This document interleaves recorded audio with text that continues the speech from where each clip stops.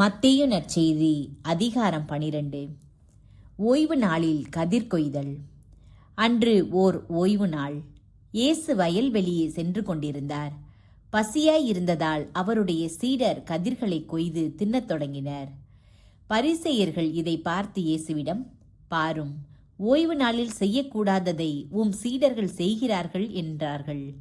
அவரோ அவர்களிடம், தாமும் தம்முடன் இருந்தவர்களும் பசியாய் இருந்தபோது தாவீது என்ன செய்தார் என்பதை நீங்கள் வாசித்தது இல்லையா?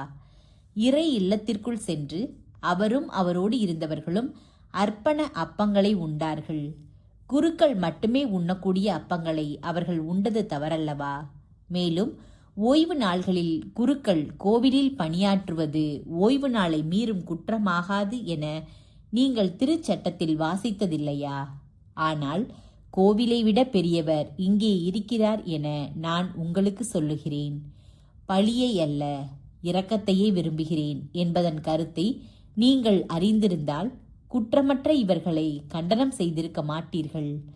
ஆம், ஓய்வு நாளும் மானிட மகனுக்கு கட்டுப்பட்டதே என்றார். கை சூம்பியவர் ஓய்வு நாளில் நலமடைதல். இயேசு அங்கிருந்து அகன்று அவர்களுடைய தொழுகை கூடத்திற்குள் சென்றார். அங்கே கை சூம்பியவர் ஒருவர் இருந்தார். சிலர் இயேசுவின் மேல் குற்றம் சுமத்தும் நோக்குடன் அவரிடம், ஓய்வு நாளில் குணமாக்குவது முறையா என்று கேட்டனர். அவர் அவர்களிடம், உங்களுள் எவரும் தம் ஒரே ஆடு ஓய்வு நாளில் குழியில் விழுந்துவிட்டால் அதை பிடித்து தூக்கி விடாமல் இருப்பாரா? ஆட்டை விட மனிதர் எவ்வளவோ மேலானவர். ஆகவே ஓய்வு நாளில் மனிதருக்கு நன்மை செய்வதே முறை என்றார். பின்பு இயேசு கை சூம்பியவரை நோக்கி, உமது கையை நீட்டும் என்றார். அவர் நீட்டினார்.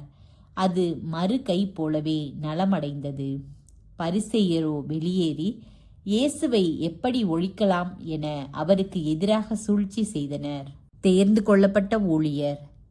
இயேசு அதை அறிந்து அங்கிருந்து புறப்பட்டு சென்றார். பலர் அவருக்கு பின் சென்றனர். அவர்களையெல்லாம் அவர் குணமாக்கினார். தம்மை குறித்து வெளிப்படையாக பேச வேண்டாம் என அவர்களிடம் அவர் கண்டிப்பாக சொன்னார். இறைவாக்கினர் ஆகிய எசேயா உரைத்த பின்வரும் வாக்குகள் இவ்வாறு நிறைவேறின. இதோ என் ஊழியர், இவர் நான் தேர்ந்து கொண்டவர், இவரே என் அன்பர், இவரால் என் நெஞ்சம் பூரிப்படைகிறது, இவருள் என் ஆவி தங்கும்படி செய்தேன். இவர் மக்களினங்களுக்கு நீதியை அறிவிப்பார். இவர் சண்டை சச்சரவு செய்ய மாட்டார், கூக்குரலிட மாட்டார், தம் குரலை தெருவில் எழுப்பவும் மாட்டார். நீதியை வெற்றி பெற செய்யும் வரை நெறிந்த நாணலை முறியார், புகையும் திரியை அணையார். எல்லா மக்களினங்களும் இவர் பெயரில் நம்பிக்கை கொள்வர். இயேசுவும் பெயல்செபூலும். பேய் பிடித்த ஒருவரை இயேசுவிடம் கொண்டு வந்தனர். அவர் பார்வையற்றவரும் பேச்சற்றவருமாயிருந்தார். இயேசு அவரை குணமாக்கினார். பேச்சற்ற அவர் பேசவும் பார்வையற்ற அவர் பார்க்கவும் முடிந்தது. திரண்டிருந்த மக்கள் யாவரும் அழைத்து போய், தாவீதின் மகன் இவரோ என்று பேசிக்கொண்டனர். ஆனால் இதை கேட்ட பரிசேயர், பேய்களின் தலைவனாகிய பெயல்செபூலை கொண்டே இவன் பேய்களை ஓட்டுகிறான் என்றனர். இயேசு அவர்களுடைய சிந்தனைகளை அறிந்து அவர்களிடம் கூறியது, தனக்கு எதிராக தானே பிளவுபடும் எந்த அரசும் பாழாய் போகும்.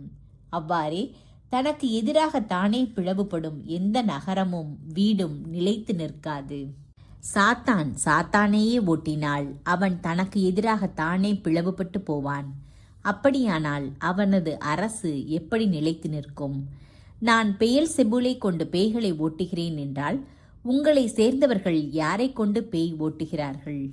ஆகவே அவர்களே உங்கள் கூற்று தவறு என்பதற்கு சாட்சிகள். நான் கடவுளின் ஆவியை கொண்டே பேய்களை ஓட்டுகிறேன் என்றால் இறை ஆட்சி உங்களிடம் வந்துள்ளது அல்லவா? முதலில் வலியவரை கட்டினால் அன்றி எப்படி அவ்வலியவருடைய வீட்டிற்குள் நுழைந்து அவருடைய பொருள்களை கொள்ளையிட முடியும்? அவரை கட்டி வைத்த பிறகுதான் அவருடைய வீட்டை கொள்ளையிட முடியும். என்னோடு இராதவர் எனக்கு எதிராக இருக்கிறார். என்னோடு இணைந்து மக்களை கூட்டி சேர்க்காதவர் அவர்களை சிதற செய்கிறார். எனவே நான் உங்களுக்கு சொல்கிறேன், தூய ஆவிக்கு எதிரான பரப்புரை மன்னிக்கப்படாது. மக்களுடைய மற்ற பாவங்கள், பழிப்புரைகள் அனைத்தும் மன்னிக்கப்படும். மானிட மகனுக்கு எதிராய் ஏதாவது ஒரு வார்த்தை சொல்லிவிட்டவரும் மன்னிக்கப்படுவார். ஆனால் தூய ஆவிக்கு எதிராக பேசுவோர் இம்மையிலும் மறுமையிலும் மன்னிப்பு பெற மாட்டார். மரமும் கனியும். மரம் நல்லது என்றால் அதன் கனியும் நல்லதாக இருக்கும். மரம் கெட்டது என்றால் அதன் கனியும் கெட்டதாக இருக்கும். மரத்தை அதன் கனியால் அறியலாம். விரியன் பாம்பு குட்டிகளே, தீயோர்களாகிய நீங்கள் எவ்வாறு நல்லவை பேச முடியும்? உள்ளத்தின் நிறைவையே வாய் பேசும். நல்லவர் நல்ல கருவூலத்தின் என்று நல்லவற்றை வெளிக்கொணர்வர்.